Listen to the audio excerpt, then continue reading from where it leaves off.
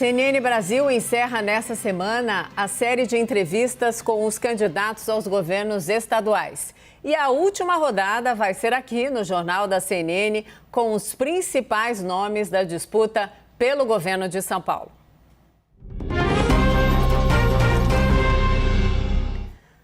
Nas semanas anteriores, a CNN conversou com candidatos do Rio Grande do Sul, do Distrito Federal, do Rio de Janeiro e também de Minas Gerais. Até 4 nomes por estado foram convidados para as entrevistas com regras previamente acertadas com as assessorias. Os convidados foram definidos com base no resultado do agregador Locomotiva CNN, que cruza os números de diferentes pesquisas e calcula uma média móvel. Aqui em São Paulo, o cenário é o seguinte, esse que você vê aí no telão. Fernando Haddad lidera com uma média móvel de 36 pontos. Tarcísio de Freitas, do Republicanos, vem em seguida com 21 pontos. E Rodrigo Garcia, do PSDB, aparece na sequência com 14 pontos. E estes vão ser os entrevistados, então, nessa semana. Vamos conhecer agora um pouco mais do entrevistado de hoje, Tarcísio de Freitas, do Republicanos. Tarcísio Gomes de Freitas tem 47 anos e nasceu na cidade do Rio de Janeiro.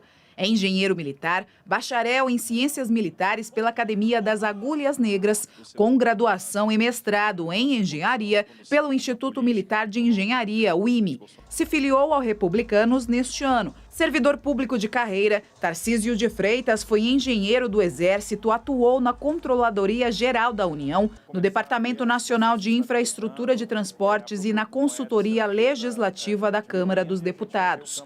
Em 2016, foi nomeado secretário de coordenação do Programa de Parceria de Investimentos da Presidência da República. E em 2019, no governo de Jair Bolsonaro, se tornou ministro da Infraestrutura, deixando o cargo em março para concorrer ao governo de São Paulo. Esta é a primeira eleição que Tarcísio de Freitas disputa. Nossa entrevista terá 20 minutos de duração, preciosos. Boa noite, candidato. Muito bem-vindo à CNN Brasil. Boa noite, Mona Lisa. É uma alegria estar aqui, uma satisfação. Obrigado pela deferência e parabéns pela iniciativa. A deferência é toda nossa, é fundamental, sem dúvida. Esses encontros são fundamentais e é fundamental tudo que o senhor tem para contar, né, para a população, então, de São Paulo, o estado mais rico e mais populoso do país. Vamos lá, as perguntas também serão feitas pelo meu colega de todas as noites, o Caio Junqueira. Caio, seu boa noite para o candidato. Boa noite, candidato. Bem-vindo. Boa noite, Caio.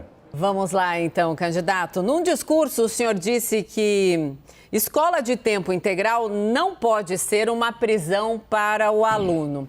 Minha pergunta, o senhor acha que escola e prisão podem ser usados como parâmetro? E o seu tempo, então, os 20 minutos preciosos, começa a partir de agora.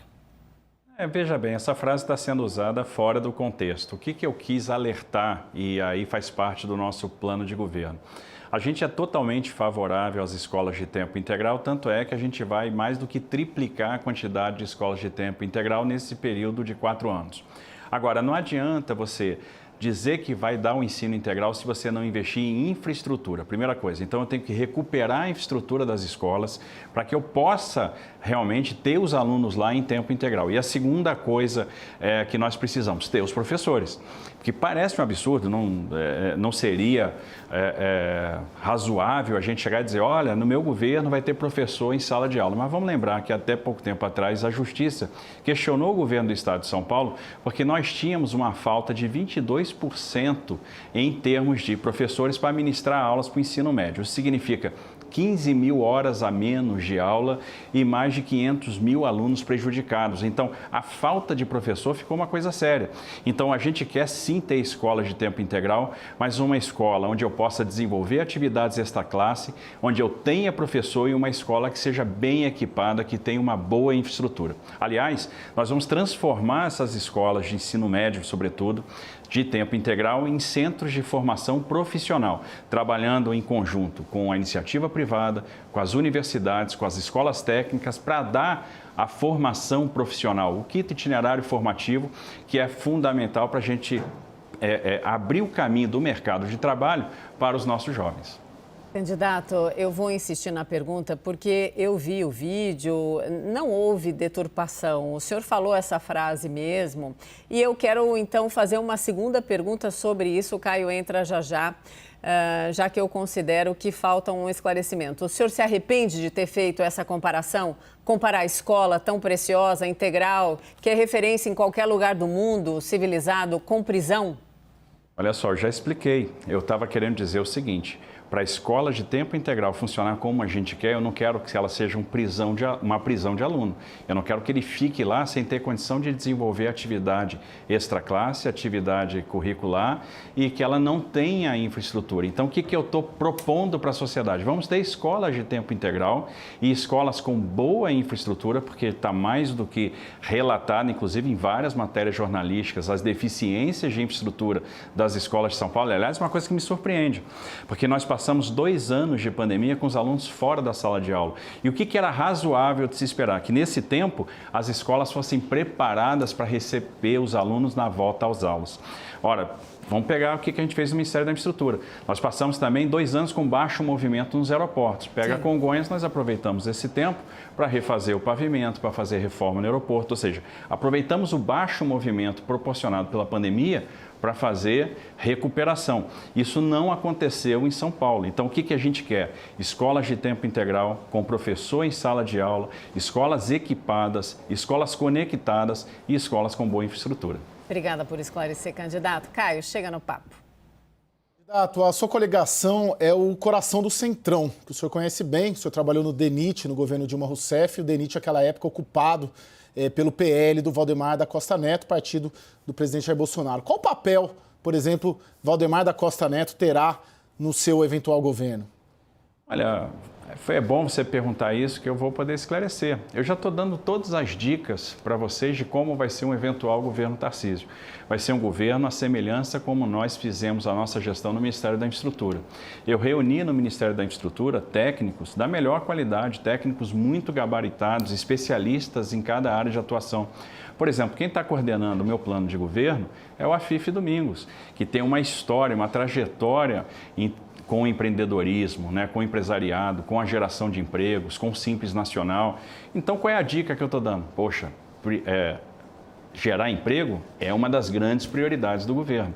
Trabalhar com o empreendedor, desburocratizar, reduzir carga tributária, simplificar, vai ser uma grande esteira de atuação.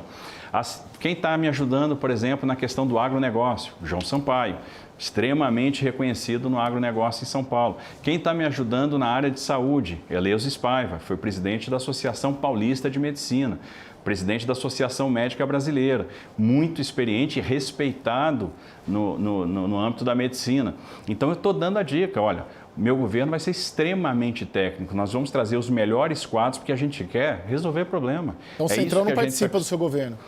Olha, ele pode indicar um quadro? Até pode. Agora, vai ser recepcionado? Não, se não tiver gabarito técnico, se não tiver musculatura técnica, histórico, né, de resolução de problema e ficha limpa, reputação ilibada. Caso contrário, não vai fazer parte do governo. Eu vou montar um governo e os postos-chave eu vou escolher pessoalmente e eu quero um secretariado absolutamente técnico, capaz de resolver os problemas do Estado de São Paulo, resolver o problema da pessoa.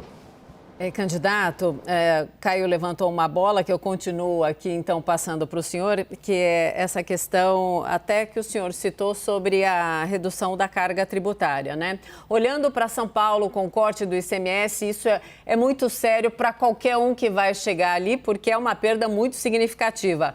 Qual a proposta do senhor para recompor a arrecadação, então, em São Paulo? Olhando para o IPVA altíssimo, carro elétrico e todas essas questões também que estão mais do que atuais. Acho importante o senhor esclarecer. Olha, quando você aumentou o IPVA em São Paulo, e hoje São Paulo tem a alíquota mais alta de IPVA, o que aconteceu? a gente começou a ver fuga de emplacamento. Quando você aumenta a alíquota base de ICMS, São Paulo tem a alíquota base de ICMS mais cara do Brasil, você perde investimento. Você está vendo, por exemplo, a indústria de calçados de Franca, de Jaú, de Birigui, indo embora para Minas, para o Nordeste. A Alta Paulista, o oeste do estado foram esvaziados, perderam negócio para o Mato Grosso do Sul. Você está vendo indústrias, processadoras de alimentos indo embora para o Paraná, para Santa Catarina. Indústria automobilística que estava no Vale do Paraíba indo embora para Goiás. Então a gente precisa retomar a competitividade. Quando você dá um tom a menos de carga tributária, ou seja, você diminui a alíquota do ICMS, né, ou a base de cálculo, você vai promover mais investimentos. Se você, por exemplo, rever a política de substituições tributárias, abaixar a alíquota, devolver créditos de ICMS que estão retidos, a gente vai ver o investimento aflorando. Esse investimento vai proporcionar um aumento de arrecadação. Observe que mesmo agora, com a redução do ICMS por combustível, em valores nominais, a arrecadação está crescendo. Isso é uma coisa interessante. E o que a gente quer é fazer com que o investimento aconteça até para aproveitar uma grande oportunidade que nós temos, que é esse movimento que vai acontecer no mercado global de redivisão das cadeias globais de produção. Então a gente tem a oportunidade de trazer muitas indústrias para o Brasil e eu quero trazer essas indústrias para São Paulo. Tem coisas simples, por exemplo, reduzir o ICMS sobre a aquisição de bens de capital, uma coisa fundamental para promover o investimento. Alongar o prazo de pagamento do ICMS num cenário de taxa de juro alta é algo que vai ajudar o pequeno empreendedor. Então é nessa linha, a gente quer favorecer a geração de emprego, fazer com que os negócios prosperem e para isso reduzir a carga tributária é fundamental para que a gente retome a competitividade. Caio? Candidato, se o Lula vencer a eleição, como apontam as pesquisas, que tipo de relação o senhor pretende ter com ele? Olha, eu confio muito na vitória do presidente Bolsonaro, né? Pela experiência que eu estou tendo na rua, pelo que eu estou vendo, né? Eu acredito que o nosso presidente vai ser reeleito. Agora, se o Lula for eleito presidente, a relação que eu vou ter é uma relação republicana. Eu vou defender os interesses de São Paulo e vou trazer aquilo que é necessidade do Estado, que é justo para que a gente faça, né, o pleito, para que a gente traga o investimento para cá. Então a conversa vai ser como eu tive com todos os governadores de Estado, mesmo de oposição. Nós firmamos convênios, parcerias, tivemos êxito em várias ações em conjunta com alguns governadores do Nordeste, por exemplo, que faziam oposição ao presidente. Então a nossa posição vai ser uma posição firme na defesa dos interesses do Estado de São Paulo. Nós vamos tocar aqui a nossa linha, que é uma linha liberal, pró-livre iniciativa, que é isso que está no nosso programa de governo, é isso que vai nos promover o nosso encontro com a prosperidade. Eu tenho uma relação de respeito e republicana. Candidato, sobre esse alinhamento do senhor com o presidente Bolsonaro, né, seu principal padrinho político, eu queria olhar para uma situação específica do país, mas sim, claro, olhando localmente aqui para São Paulo, porque o estado mais rico do país, que é São Paulo, também retrata a fome em diversas cidades. Na cidade de São Paulo, basta uma caminhadinha rápida para encontrar pessoas em situação de rua, de fome. O senhor concorda ou não com uma declaração recente do presidente Bolsonaro de que não existe fome para valer no Brasil? Olha, a gente está vendo pessoas que estão passando por dificuldades, estão passando fome. A segurança alimentar é uma prioridade do nosso governo, por isso que a gente está propondo algumas medidas para a gente enfrentar esse problema. Auxílios para estudantes, por exemplo, a ampliação do período de disponibilização da merenda escolar. Então, nós vamos oferecer a merenda escolar, inclusive nos períodos de recesso escolar, a parceria com o terceiro setor para evitar o desperdício, a disponibilização dos alimentos, né, para as comunidades carentes. Então, uma bolsa específica para as famílias, né, um auxílio em complemento, em adição àquilo que já está sendo feito pelo governo federal no Auxílio Brasil. Então, nós vamos atuar para mitigar esse problema da segurança alimentar, porque eu entendo que é um problema que tem que ser enfrentado. Tá? O brasileiro está sentindo na pele. Obviamente, vamos injetar, fazer com que o Estado, né, cresça economicamente, vamos fazer com que ele gere emprego, vamos investir muito na capacitação profissional para dar a porta de saída, né? Mas enquanto essa porta de saída não vem, a gente tem que cuidar das pessoas. Sim, mas o senhor não respondeu a minha pergunta. O senhor concorda ou discorda? Na verdade, eu já disse, tem fome Sim, então, o senhor tem discorda, é pessoas isso? passando fome e nós vamos atuar para mitigar, como o governo federal atuou. Olha quantos beneficiários de Auxílio Brasil nós tivemos. Primeiro, auxílio emergencial. Durante o período da pandemia, só beneficiários de auxílio emergencial no estado de São Paulo foram 12 milhões de pessoas. 66 bilhões de reais foram empregados para enfrentar esse problema. Hoje, só em São Paulo, nós temos 2 milhões e 400 mil famílias que são beneficiárias do Auxílio Brasil. Então, a ajuda está chegando na ponta e era uma ajuda necessária. O Auxílio Brasil que teve agora o seu valor aumentado. Então, há uma preocupação com a questão da segurança alimentar, há uma preocupação com a situação da carestia. Nós temos aí um valor de Auxílio Brasil que supere muitas vezes aquele que era lá atrás do Bolsa Família, e isso está sendo feito, obviamente, percebendo a necessidade de dar a mão para a população no momento que ela mais precisa. Caio, volta. Candidato, eu queria ouvir a sua leitura política da campanha que o senhor está inserido. O que é mais difícil? Qual que é o maior desafio para o senhor na sua avaliação? É derrotar o Rodrigo Garcia e avançar ao segundo turno para pegar o Haddad, ou uma vez no segundo turno derrotar o Haddad e o ex-presidente Lula? Qual leitura o senhor tem dessa campanha? Eu acho que são duas eleições distintas, né? Um primeiro desafio é chegar no segundo turno. E como é que a gente chega no segundo turno? Fazendo o que a gente está fazendo hoje, apresentando o nosso projeto, apresentando ideias, conversando com as pessoas, ouvindo os setores, ouvindo muito.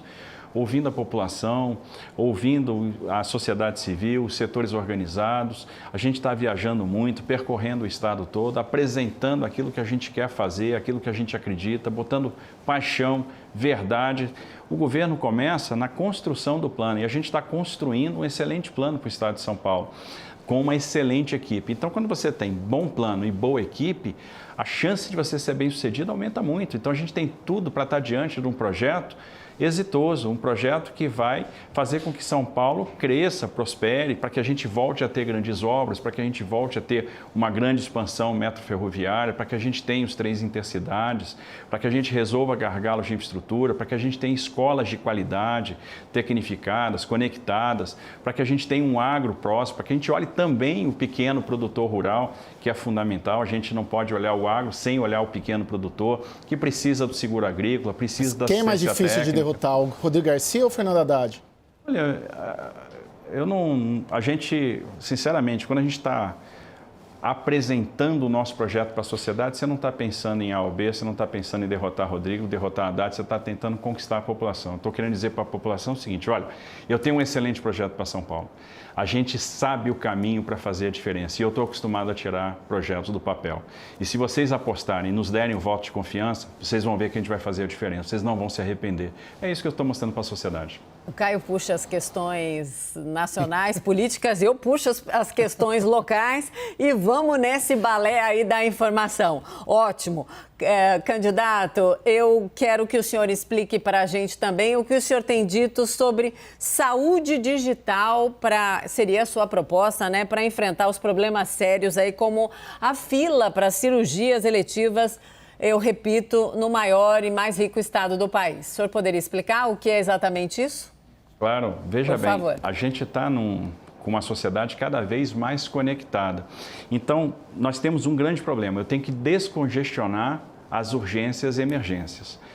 E a questão das filas para as cirurgias eletivas é uma questão de gestão regionalizada das filas e uma questão do aumento de oferta para as cirurgias. Esse aumento de oferta vai vir pela implantação de mais vagas, ou seja, a criação de AMES com capacidade, de ambulatórios médicos de especialidades, com capacidade de realização dessas cirurgias, AMES que funcionem em horário estendido. Com relação à saúde digital, do que a gente está falando?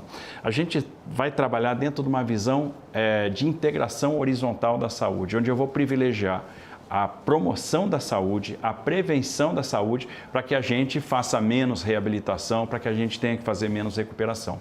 Então, nós vamos ajudar os municípios a dotar os médicos da família de ferramentas de tecnologia, ou seja, nós vamos usar a telemedicina, aproveitar que as pessoas estão cada vez mais conectadas, aproveitar que a gente fez um leilão de 5G, a internet vai chegar de qualidade cada vez mais nas pontas e ter uma central onde o médico possa dar assistência para várias equipes de campo. E aí nós vamos monitorar o diabético, nós vamos monitorar o hipertenso, a gente vai monitorar a retirada do medicamento na farmácia, a administração a dispensação do documento, do medicamento, se ele está tomando da forma correta, ou seja, para evitar o problema. Então, se eu invisto em telemedicina e se eu melhoro, qual é o grande objetivo? Aumentar a eficácia da atenção primária. Se a gente aumentar a eficácia da atenção primária, eu vou reduzir as filas nas urgências, emergências, eu vou descomprimir urgências e emergências, isso é um grande objetivo e no final das contas eu consigo economizar muito recurso dentro dessa lógica de integração horizontal da saúde. Rapidinho, tem só 3 e 30 minutos preciosos, é algo complexo o que o senhor acabou de dizer. O senhor espera conseguir implementar isso no primeiro, no segundo ano de gestão, se o senhor conseguir ser eleito? A gente vai implementar imediatamente, nós temos excelentes exemplos. Mas demanda uma infraestrutura, claro, né? demanda. Por exemplo, equipar as equipes dos médicos familiares, né? Sim, mas veja, a infraestrutura é relativamente simples, até porque muitas das conversas, muitas dessas conexões podem ser feitas no próprio celular. Então, o que a gente vai ter que equipar realmente? As nossas centrais. Então, ter as centrais equipadas que vão se conectar com os médicos da família, com as equipes de família, que por meio de celular você vai poder fazer a administração, a consultoria, vai dar a consulta, vai poder orientar o atendimento. Então, as equipes de saúde da família vão estar conectadas a essa central. Então, é extremamente rápido, demanda investimento, mas eu entendo que São Paulo tem musculatura, até para o seu estado mais rico do Brasil, para implementar isso de forma pioneira e ser uma grande referência para todo o Brasil e aproveitando o exemplo que nós já temos na iniciativa privada. Se a gente pegar os grandes hospitais de São Paulo, eles já operam com telemedicina assistindo outras organizações de saúde do Brasil inteiro. Então é isso que nós vamos fazer para o nosso estado de São Paulo. 2 minutos, Caio e candidato. Chega, Caio, de volta. Vamos lá. Vamos lá, candidato. Eu já observo o senhor já há algum tempo, né? Já estivemos juntos algumas vezes. O senhor cresce no Estado colado no presidente Jair Bolsonaro, mas por vezes bolsonaristas se incomodam com algumas atitudes do senhor. O senhor, afinal, é um bolsonarista raiz, é um bolsonarista light. O quão bolsonarista, na verdade, é o senhor? Caio, eu venho trabalhando há vários governos, eu sou um técnico e sou muito alinhado com aquilo que o Bolsonaro propôs para o Brasil. O que o Bolsonaro propôs para o Brasil? O combate à corrupção. Propôs para o Brasil a conclusão de obras que estavam inacabadas, propôs para o Brasil uma abertura, ou seja, um decréscimo da participação do Estado, propôs privatizações, propôs concessões, propôs, por exemplo, a lei da liberdade econômica, a autonomia do Banco Central. O governo do Bolsonaro acionou alavancas que combatem as razões do baixo crescimento estrutural do Brasil. Então, nós tínhamos dificuldade em termos de doing business. Nós já tivemos a aprovação da Lei da Liberdade Econômica. Nós temos aí uma estabilidade de política monetária graças à autonomia do Banco Central. Nós fizemos a privatização da Eletrobras e de uma tacada só, você melhora a governança da empresa, recupera a capacidade de investimento, isso vai ajudar, vai contribuir com a segurança energética e vai baixar a tarifa. Então, um presidente muito comprometido com os seus compromissos e muito comprometido com a prosperidade por meio da livre iniciativa. Então, eu acredito na livre iniciativa. 30 segundos, candidato. Eu acredito na iniciativa privada. Então, estou muito alinhado ao pensamento, à linha do presidente da República. Na área econômica, né? Claro, sem dúvida. E nas demais? Área de costumes, ideologia? Olha, eu sou cristão, então eu tenho uma identidade muito grande com o pensamento do presidente na área de costumes também. Eu também sou contra o aborto, eu sou a favor da liberdade, do poder de tomada de decisão do cidadão. Então eu também sou alinhado a ele com relação a esses princípios. Acabou o nosso tempo, meu Deus do céu. Tá rápido. Bom, claro, é muito para se discutir, para falar, para conhecer, mas, Caio, obrigada. Obrigada, candidato também. Tarcísio de Freitas, foi muito esclarecedor. Uma boa noite ao senhor. Boa noite, Mona Lisa. Boa noite, Caio. Obrigado pela oportunidade. Muito obrigada ao senhor. Obrigada. Gente, essa foi a primeira entrevista, então, da rodada com os principais candidatos ao governo de São Paulo. Amanhã, a conversa é com o candidato Fernando Haddad, do PT.